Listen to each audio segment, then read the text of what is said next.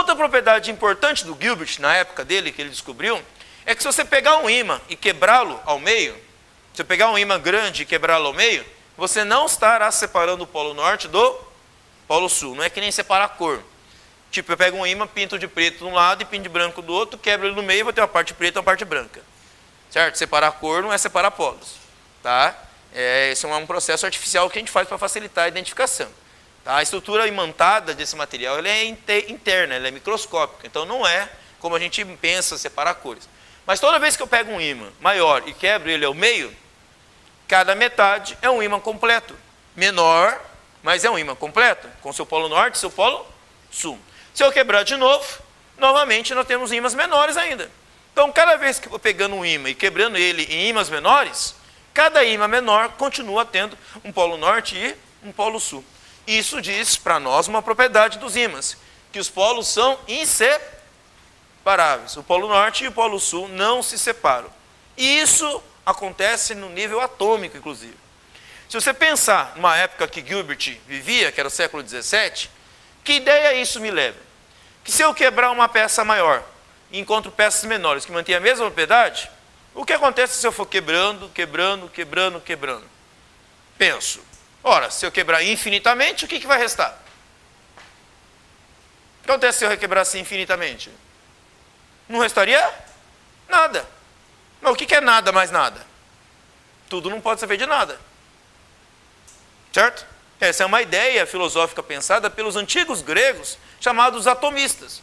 Leucipo e Demócrito, lá na antiga Grécia, já pensaram nessa ideia, de que não dá para se quebrar matéria em frações infinitesimais.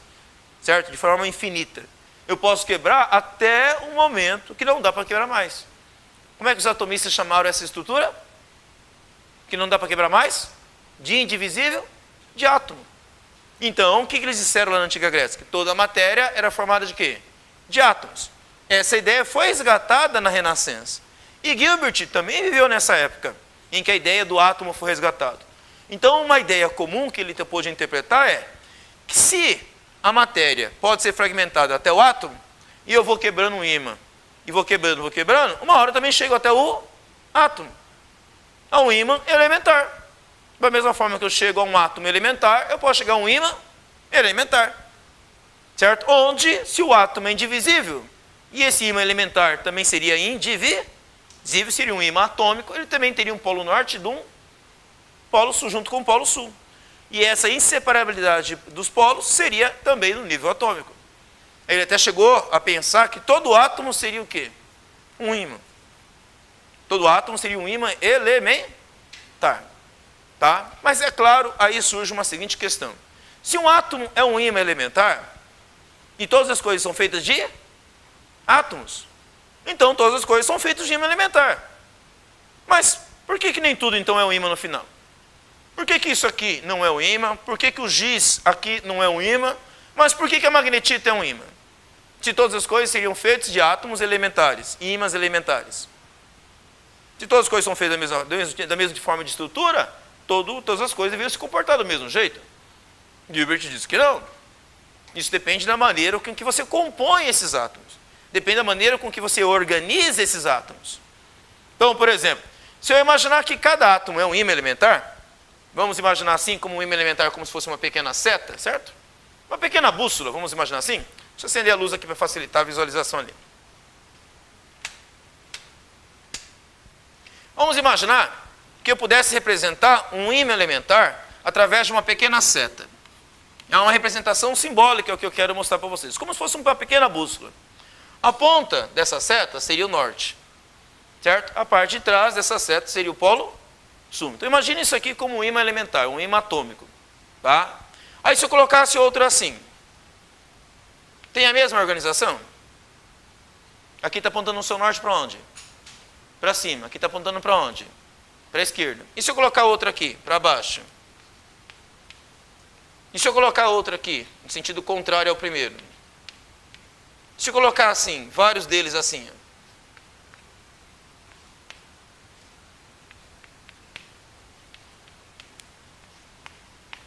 E pensando que isso aqui compõe toda uma substância. Isso aqui está organizado ou desorganizado? eu posso dizer que um lado desse material é norte? Eu posso dizer que um lado desse material é sul? Então, no final, o magnetismo dele é nulo, certo?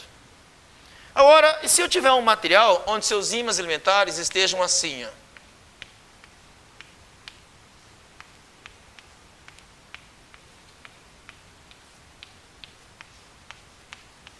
Imagine que cada seta que eu acabei de desenhar aqui fosse um átomo elementar ou um ímã elementar.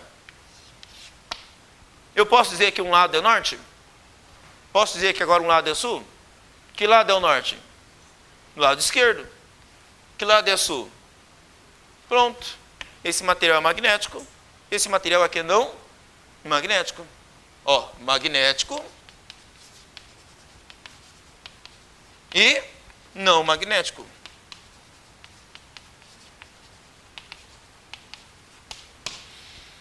Ou seja, por que o material é magnético e por que o material é não magnético?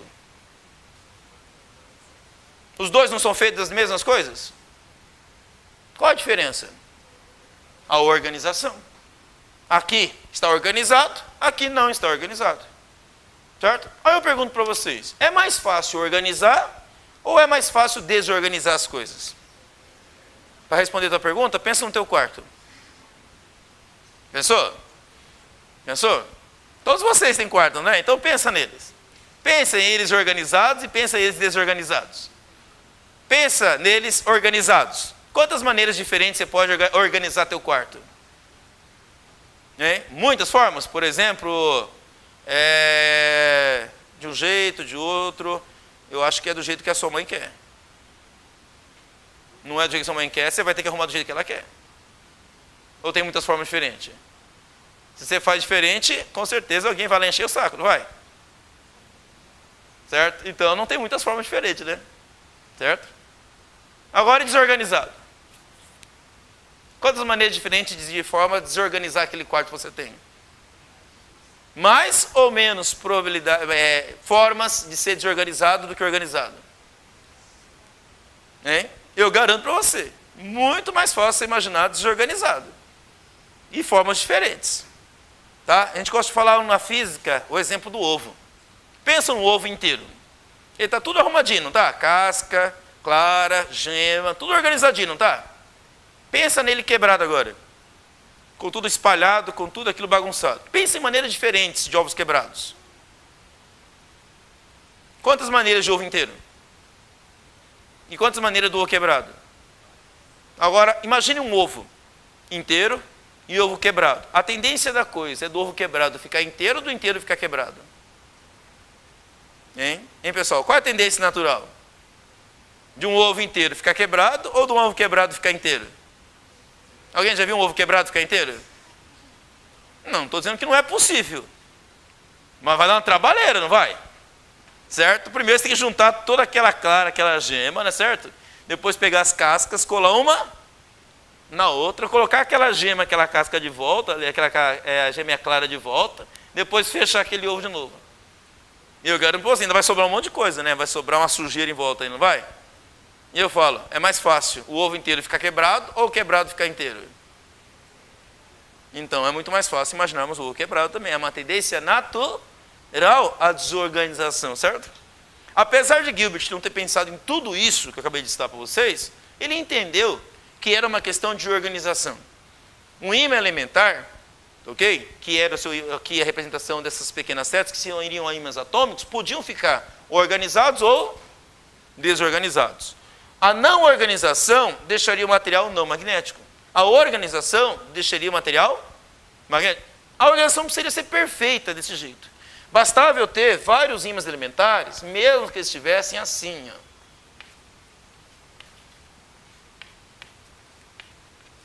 Entendeu? Mesmo que cada seta não apontasse exatamente na mesma direção e sentido, eu teria mais ou menos o que a gente chama na física de resultante numa direção, certo?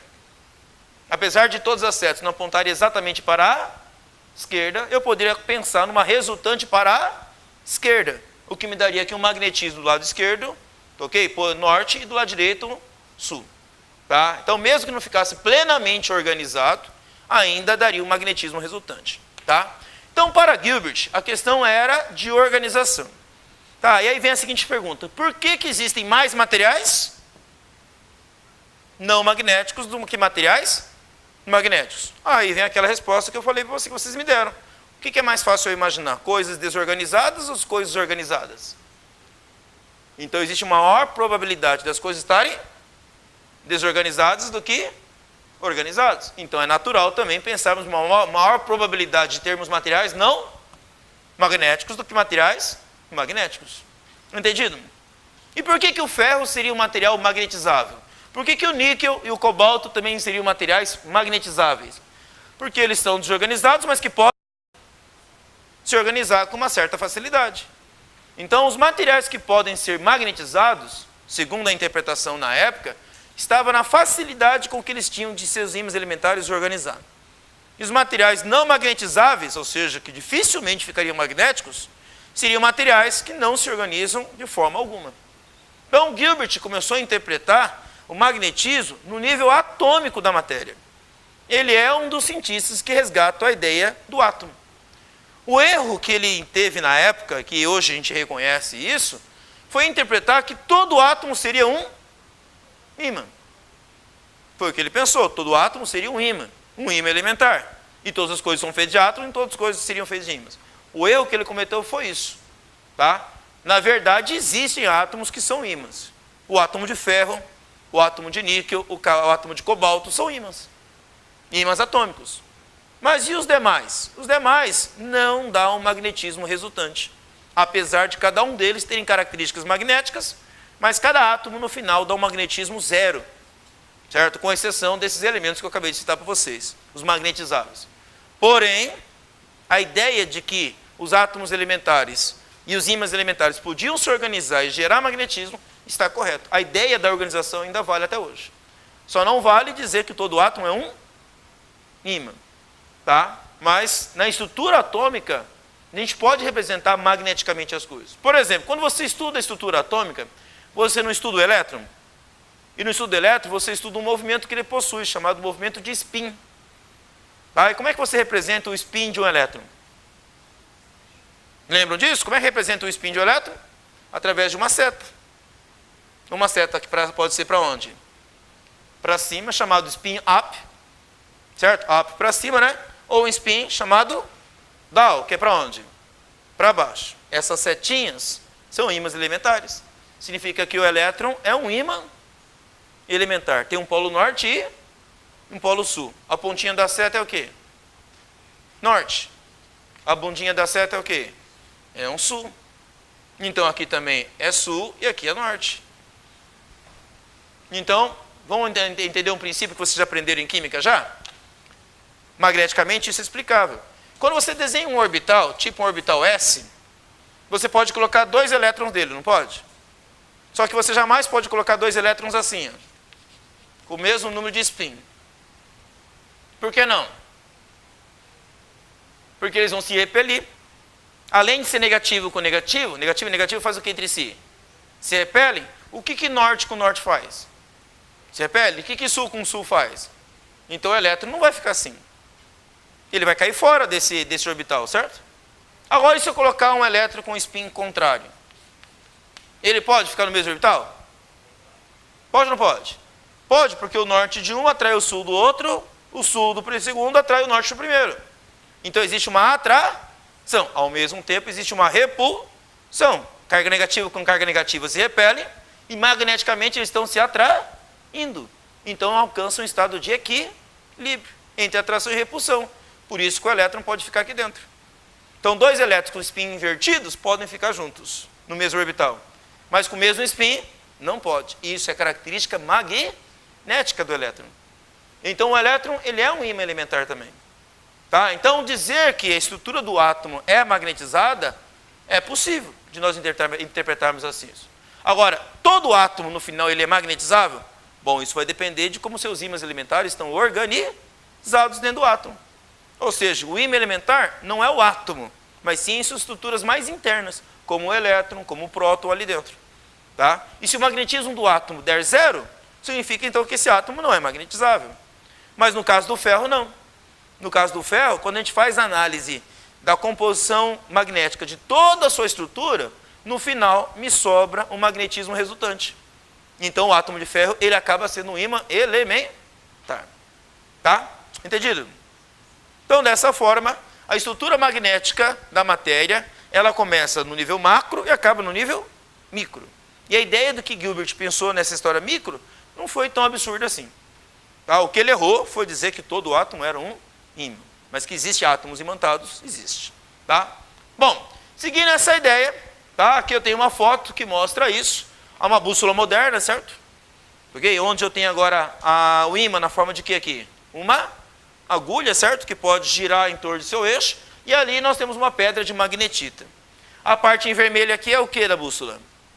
É o norte. E ela aponta para esse lado aqui de baixo da pedra, né? Então o que vocês acham que existe aqui? O polo sul. E lá do outro lado? O polo norte. Ok? Nós temos aí então uma bússola moderna. Hoje temos bússolas mais modernas ainda, né? Que nem agulha existe mais, né? Alguns de vocês devem ter nos seus smartphones, né? Aplicativos que funcionam como bússolas. Certo?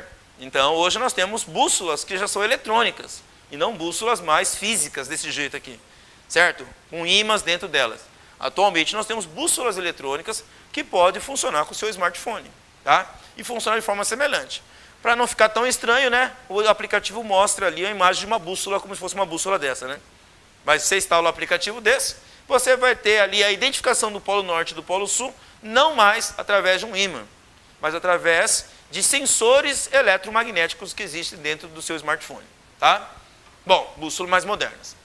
Nessa cena que eu vou mostrar para vocês agora de um vídeo, vai mostrar como o campo magnético, como a região do espaço é perturbado magneticamente. Essa perturbação é chamada de campo magnético. Tá? Aqui nós temos um ímã, e ele tem dois polos, um lado é um polo norte, outro lado é o polo sul. E o experimentador no vídeo vai pegar clipes de ferro e jogar ali. Veja o que vai acontecer com os clipes de metal. Tá? Metal à base de ferro ali. Ó. Nessa pequena cena eu quero que vocês visualizem o que vai acontecer. Tá? Olha lá. Vocês viram como é que estava o maço de clipe na mão dele? O clipe aí, ó, estava na mão dele. Organizado ou desorganizado? Aí ele jogou perto do ímã ali. Veja como é que os clipes ficaram. Vou rodar a cena de novo ali. Ó. Olha lá, está um maço de qualquer jeito. Quando caiu ali, ó, como é que os clipes ficaram um em relação ao outro? Organizados. Como assim organizados? Um paralelo ao outro. Se você olhar na mão dele, estava um maço de clipe, certo? De qualquer jeito. Aí quando ele pegou esse maço e jogou lá, ó, olha como é que os clipes ficaram. Um paralelo ao outro. Tá? Na cena seguinte, que eu vou mostrar para vocês, mostra uma experiência semelhante, só que agora, em vez de colocar clipe, ele vai jogar pó de ferro. Mas para o pó de ferro não formar uma bagunça ali, de qualquer jeito, certo? Para facilitar a visualização, ele vai colocar um pedaço de papel por cima, tipo um sulfite, e vai polvilhar esse pó de ferro por cima do sulfite.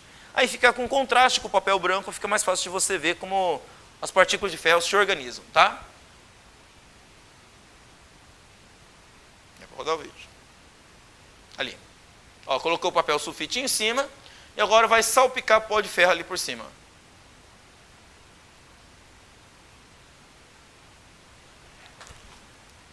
Repara ali na cena, ó. Estão vendo como é que as partículas de ferro ficaram entre o polo norte e o polo sul? Ficou de qualquer jeito? Não, ficaram organizados. Ok? Tá? Representando a cena de novo aqui, ó. Vamos rodar ela de novo. Deixa eu voltar aqui.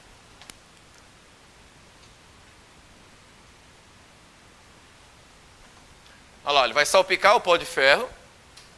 Tá? Ele vai ser atraído pelo ímã. Olha aqui, ó, se concentra na direção dos polos. Mas aqui no meio, ó, bem aqui no meio, é fácil você reparar as linhas com que o pó de ferro se organiza. Essas linhas representam uma direção preferencial que essas partículas de ferro ficam organizadas. Essas linhas representam o que nós chamamos de campo magnético. Existe um campo magnético em torno desses polos, onde as partículas de ferro ficam imantadas e funcionam como pequenas bússolas. Tá? Por definição, nós mostramos assim, ó, que elas se alinham de uma direção, que é a direção norte, para uma direção, que é a direção sul. Tá? Na cena aqui, ó, continuando ela, tá? Olha aqui, ó. Nessa cena, a gente mostra como eles se organizam. Essas linhas que vocês estão vendo aqui, são linhas que representam ilustrativamente o campo magnético, que por definição nós definimos que saem de onde e vão para onde? Sai do norte e vai para o sul. Tá? Então essas linhas representam as linhas do campo magnético, saindo do norte e indo para o sul. Tá? Na cena seguinte a gente mostra algo parecido, certo? Com a experiência do sulfite, só que agora, ao invés da gente fazer a ilustração, a gente vai colocar a limalha de ferro, certo? Em torno do ímã, em cima de uma placa de vidro. Aqui eu tenho a barra de ferro não, a barra de ímã, e em cima é o polvilho, o pó de ferro. Em cima dessa barra de ímã colocamos uma lâmina de vidro, para você ver o ímã de baixo. Reparem de novo, a limalha de ferro se organiza de qualquer jeito? Não, ela se alinha com o campo magnético. Isso mostra para nós como o campo magnético está agindo ao redor desse espaço do ímã. Tá? Na próxima cena, nós temos uma cena com um papel sulfite mostrando a mesma coisa. Ok? Tá? Bom, então a presença de um campo magnético faz com que bússolas ou outros ímãs interajam com esse campo magnético gerado pelo ímã maior aqui. Por exemplo, aqui nessa cena eu coloquei uma bússola com o norte dela e o sul dela aqui. Por que o norte dela está para cima aqui? Por que o norte dela está para cima? Ué, porque o ímã aqui em cima tem quem? O sul.